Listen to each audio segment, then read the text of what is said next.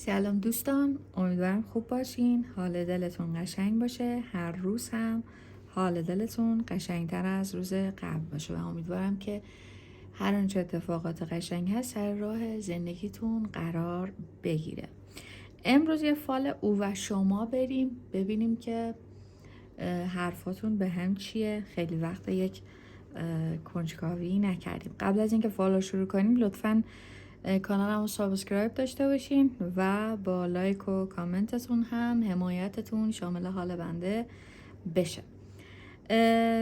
دسته تاروت سبز رنگ برای شخص مقابل و دسته تاروت آبی رنگ که خیلی برای من انرژیش قشنگتر هست برای بچه های خودمون. نیت کنید، چند ثانیه بهتون زمان میدم. کارتا قبل از ویدیو بر خورده و یه بار دیگه هم بر بزنیم. نیت بکنید اسم خودتون و اسم شخص مقابل رو چند بار تکرار کنیم. ببینیم که حرفای دل شما و کیس عاطفی به هم دیگه چیه. از حرف دل ایشون شروع میکنیم چون که همیشه پرغروره و همیشه با غرورش حرفی برای ما نمیذاره که بمونه. بریم حرف دل کیس عاطفی به شما. چه عجب، میگه که من دوست دارم که به سمتت بیام، اگر مناسبتی نزدیکه دوست دارم که بیام و یه هدیه‌ای بهت بدم، یه سورپرایزی برات داشته باشم، اما آماده هم شدم که بخوام بیام ولی انگار که یارای اومدن رو ندارم، یا خرابکاری زیاد کرده که الان روشو نداره، یا اینکه طبق معمول یه سری چیزها هست. شما بهش میگید که من منتظرم، اگر کار خطایی کرده میگید من منتظرم گند کار در بیاد، منتظرم که یه خبری بشه و همه چیز مشخص بشه و در عین حالم میگید که همچنان بهت امیدوارم، با تمام اخلاقیاتایی که داری همچنان بهت امیدوارم که بیای و راه رو درست کنی. کیس عاطفی میگه من خیلی آدم تنبلیم، همه چیزو حاضر و آماده میخوام و اینکه دوست دارم با تو ارتباط بگیرم، دوست دارم با تو مشکلات رو حل کنم، ولی اینکه بخوام پاشم قدمی بردارم از من توقع نداشته باش. من آدمیم که همیشه حاضر و آماده در اختیارم بوده و الان خیلی سختمه و احساس ناامنی میکنم اگر بخوام از زیر این سایه درخت بیام بیرون و آرامشی که برای خودم درست کردم رو بخوام به هم بزنم. شما میگید که من تولد دوباره با تو رو میخوام، اما نه اینکه بخوام بیام کورکورانه قبول بکنم اینکه تو هر چی میگی من بپذیرم. اگر تو همچنان خیانت میکنی میپیچونی من به تو وفادار باشم، دیگه از این خبرها نیست.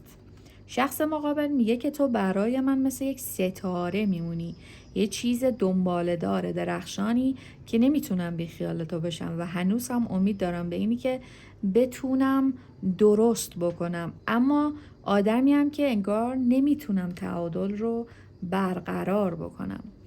شما هم میگید من کاری نمی کنم، میگید من شاید الان منتظر باشم که تو برگردی، ولی اینکه اگرم برگردی نمیتونم واقعا قبولت میکنم یا نه، و انقدر فکر و خیال برای من گذاشتی، انقدر برای من رو توی ترس های زندگی گذاشتی که الان نمیتونم واقعا تو بیای. من اصلا میتونم با تو دوباره مثل قبل بشم، شاید به شادی قبل فکر بکنم ولی اینکه به آینده هم فکر بکنم مشخص نیست. کیس عاطفی میگه من به لذت هایی که با تو بردم خیلی فکر میکنم، دوست دارم دوباره به اون لذت ها برگردم، با هم شادی بکنیم، خوش بگذرونیم و دوباره با همدیگه ارتباط رو برقرار بکنیم. اما شما میگید که تو همیشه درگیر کار و زندگی شخصی خودت بودی و همیشه پشت به من بودی، اصلا نفهمیدی که من توی این داستان چیا کشیدم، نفهمیدی که من چه مشکلاتی رو در پیش رو داشتم. کیس عاطفی میگه من قدر و قیمت تو رو الان میدونم و الان میدونم که تو چقدر برای من ارزشمند بودی. اگر یه موقع کارایی میکردی که برای من عادی بود، الان میفهمم که تو خودت رو میآوردی پایین که بخوای همتراز من بشی، در حالی که اون جایگاه تو نبود. خوبه که الان میدونم. شما بهش میگید که من پنهانی دارم چکت میکنم، اما از اینی که فقط در حال چک کردم باشم و یا تو بخوای آمار منو بگیری خسته شدم، یا بیا جلو یا اینکه خب برو سی زندگی خودت دیگه.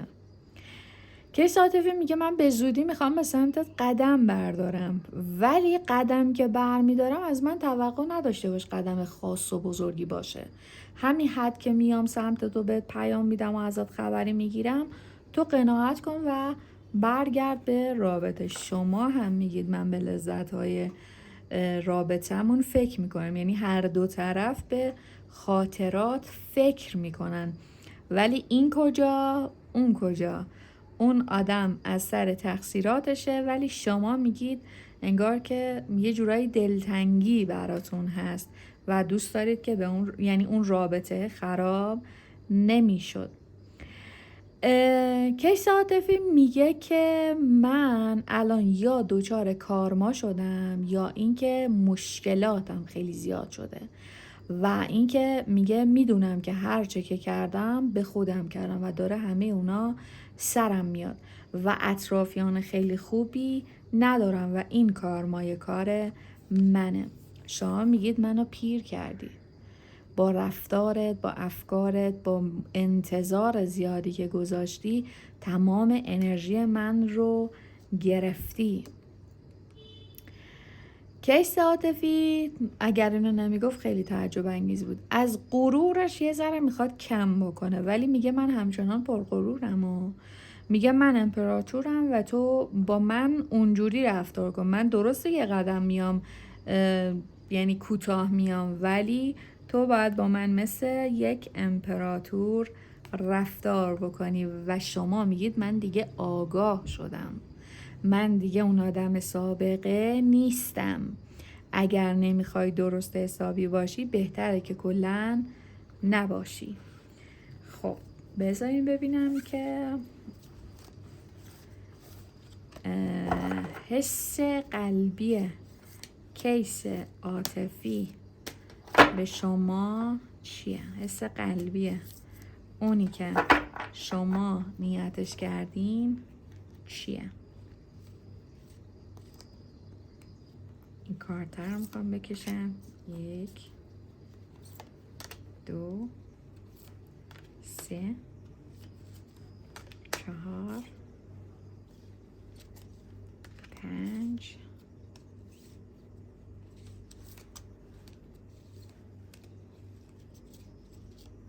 6 و 7.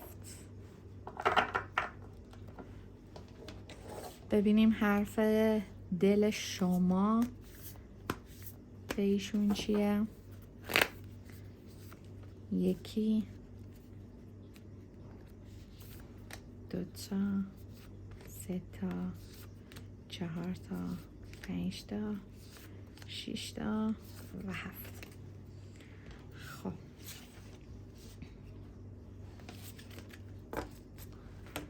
ببینیم که کیس عاطفی از دلتنگی شروع کرد، از بیخوابی‌های شبانه، از مشکلات عصبی، ضعف عصبی، مشکلات گوارشی و این انتظار. ببینید بچه ها، انتظار حالا نه صرفا انتظار برای شما، ببین شما رو اگر تو انتظار گذاشته کارما شده این که توی هر کاری که میخواد قدمی برداره مخاطبش تو هر کاری منتظرش میذاره و انگار کارش به نتیجه‌ای نمیرسه، ولی الان داره میگه که تو حس قلبیش اینه که من دلتنگتم و دارم الان کارما پس میدم. شما میگید که از اینی که بین دو راهی بمونی و بین من و حالا یا کارت یا خانوادت یا رقیب بخوای یکی رو انتخاب بکنی، من خودم رو حذف میکنم که تو بتونی راحت‌تر انتخاب بکنی. احساس مرگ، احساس تموم شدن و احساس میکنه که توی تموم شدن این رابطه خیلی براش دردناک بوده و احساس مرگ واقعا داره.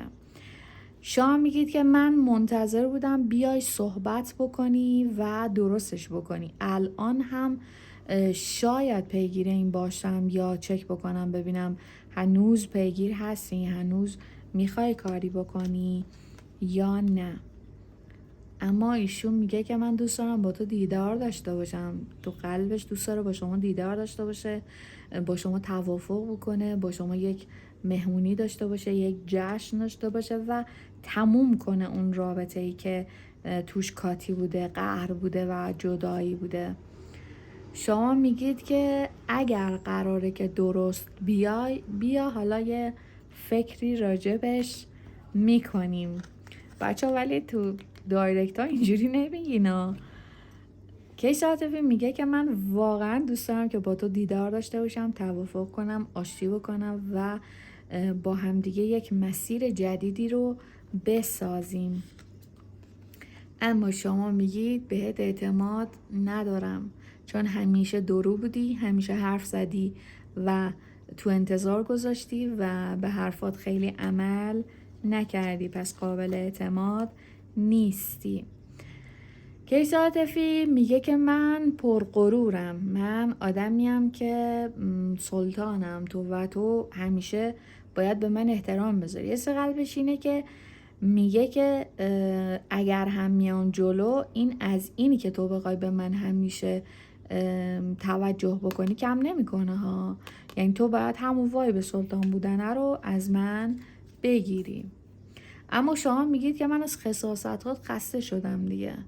دوست دارم که شاید باشی، ولی از این که مناسبت ها میپیچونی، از این که تو پول دادن یه ذره خساست داری، تو هزینه کردن خساست داری و از پنهانکاری های مالیت میگید که خسته شدم. کیس عاطفی میگه بدون تو خوشحال نیستم، کاسه چه کنم دارم و میشینم انگار که داشته هام رو یادآوری میکنم، ولی بعد به خودم میگم پس چرا خوشحال نیستم من. ولی میگه که جای نبودن تو الان خیلی برای من مشهوده و من الان متوجه عدم حضور تو بیشتر شدم. شما میگید من پشیمونم از اینی که به تو زیادی فرصت دادم، از اینی که فرصت ها رو بهت دادم و خودم رو انقدر شکستم، ناراحتم و عذاب وجدان دارم و میگید که دیگه اون آدم سابق نیستم. شایدم پشیمونی تو دیگه برای من فایده ای نداره. شاید به این دلیله که فکر میکنید که این آدم دیگه آدمی نیست که بخواد چی میگن درست بکنه رابطه رو. شما میگید که من ارزش خودم رو میدونم، در جواب ایشون که میگه من پادشاهم، من سلطانم، من مالکم، من کنترلگرایی دارم، من هر کاری که تو میکنی رو من نمیپسندم، تو باید رعایت بکنی، اینو نپوش، اونو نپوش، اونجا نرو، اینجا نیا، با این حرف نزن، ولی من هر کاری که دلم بخواد آزادم میکنم چون من پادشاهم. ولی شما میگید من دیگه اون آدم سابقه نیستم، من ارزش خودم رو دیگه الان میدونم و در مقابل خواسته های تو سرخم نمی کنم. بسیار هم عالی. خب ببینیم که حرف دل شما به ایشون چیه؟ بذارین اینجوری بگیرم یه ذره هیجانش بیشتر بشه. حرف دل کیس عاطفی به شما چیه؟ خب کدومو شروع کنم اول؟ یه دونه از این شروع میکنیم، چیزی که اول کشیدیم. شما میگید که بیا ازدواج کنیم، بیا دوباره یکی بشیم و میشه که ازدواج بکنیم. اما ایشون میگه که من خیلی زانوی غم به بغل گرفتم و خیلی الان دیپرسم و ممکنه که خیلی حال روحیم بد باشه واقعا. ببینیم حرف دوم. میگه من افکار خیلی پریشونی دارم، من تو ذهنم خیلی مسائل دارم که باش درگیرم، ولی خیلی ذهنم درگیره.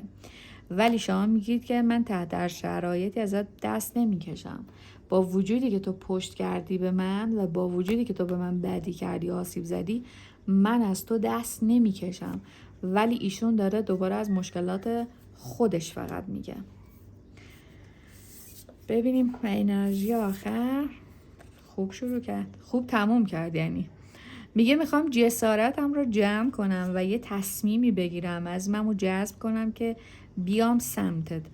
و شما میگید که اگر الان تو شرایط بد هستی، من خیلی به تو هشدار دادم، من خیلی سعی کردم که منو ببینی، من خیلی سعی کردم که دیده بشم یا توجهت رو جلب کنم، اما تو انگار توجهت به همه بود جز من. ولی میگه که میخوام جسارتم رو جمع کنم و به سمت تو برگردم. امیدوارم که حال دلتون همیشه قشنگ بشه. ایام به کامتون و در پناه خدای قشنگ و مهربان.